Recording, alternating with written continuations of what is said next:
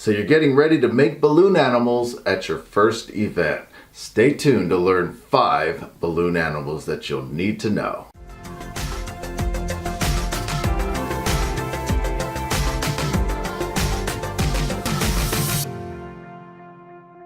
So you may be a parent who has volunteered for an upcoming church or school event. You thought that balloons might be fun to add a festive touch. Or you may be a college student or somebody looking to make a little extra money, and you thought that maybe you could make some money with balloon animals and you're getting ready for your first gig.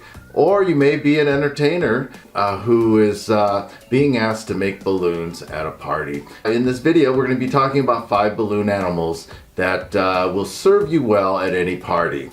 All of the balloons here are crowd pleasers. They're easy to make, they're fast, and another big plus is that they're easy to detail or scale up. So if you have a little more time, you don't have to make the basic balloon. You can actually add some details, add some twists, even add second balloons, and you'll be making a more substantial, more detailed balloon that's definitely going to be a crowd pleaser. By the way, if you like the video, please give us a like, and we do have more videos in the future in the works where we're going to be talking about how to work an event with balloon animals as well as how to get those jobs. So please subscribe. I hope you find it worth it. Let's get started. Number 1 is a dog balloon animal. Of course, this is the first balloon animal that you learn to make, and it is a crowd pleaser. Probably for an event, it's best to be practiced and to be able to make these very quickly. We have a video that teaches you the basic dog balloon, but you can also learn how to do those lock twists that save a lot of time. So those are definitely worth looking at. Another plus with the dog balloon animals, you can easily scale up and make a variety of animals. So for example, you start out with a dog, you can lengthen the body to make a dachshund or wiener dog. You can make a long neck to make a giraffe, or you can shorten all the proportions and make a mouse. And with some adjustments to your basic dog balloon, you can also make a moose, an elephant, and lots more. And of course, we have a video that will teach you that as well. Number 2, balloon swords. You'll find balloon swords are very popular at parties. You can make simple ones like a saber, or you can make one that looks more like a foil.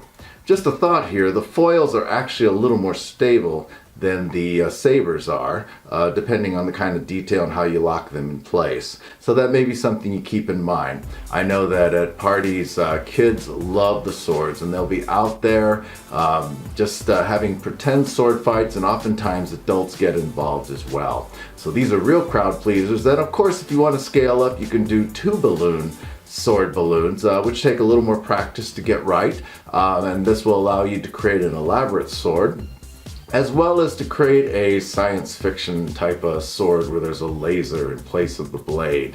So there's definitely a lot to like about sword balloons. Number 3 is a flower balloon.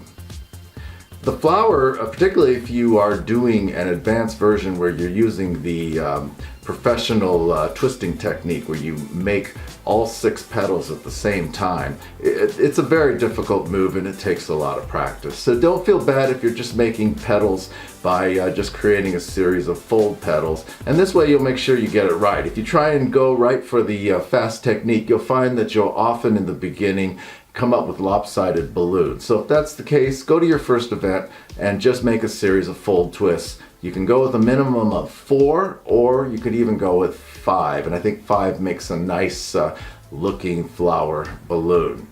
Of course, you'll need a second balloon, a green balloon, for the stem, so make sure that you have a lot of green balloons on hand.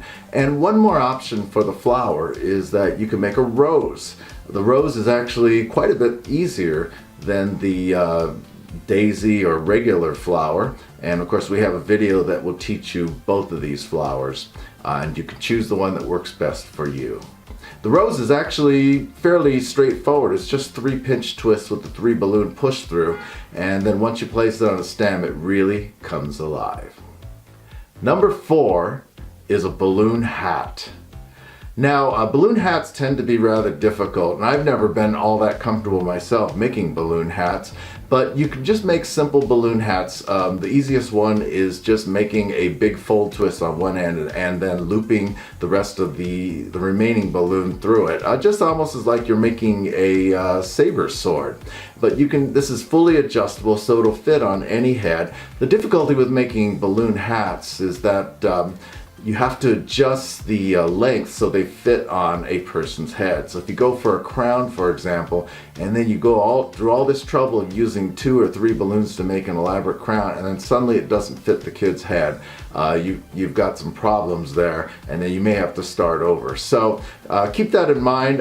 You can just make simple hats by just making a fold twist on one end and feeding the other end through, and it's completely adjustable. It'll still be a crowd pleaser. And then of course there's always the basic helmet hat.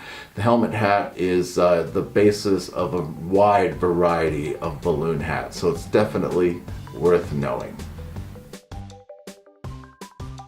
Number 5 might be a surprise, but I'm going to recommend turtle or ladybug bracelet balloons. These are ultra cute. They're easy to make, they're fast, and you can add details such as a face or even go as far as creating the shells or wings of these. What's great about these is they're wonderful for little kids because it's a bracelet that can just go on the wrist, and it's something that kids don't have to hold. So oftentimes at events, kids get tired of holding the balloons, as do the parents. So this is a great balloon for that purpose, and adults like them as well. We've recommended 5 balloon animals that you can make at your very first balloon gig. Good luck with all of these. Please comment below if you have any questions that I might answer before you approach your first event. Our next video in process is going to talk about how to actually set up and work a party with some suggestions. So again, please subscribe. Thank you so much for watching, and we'll see you next time.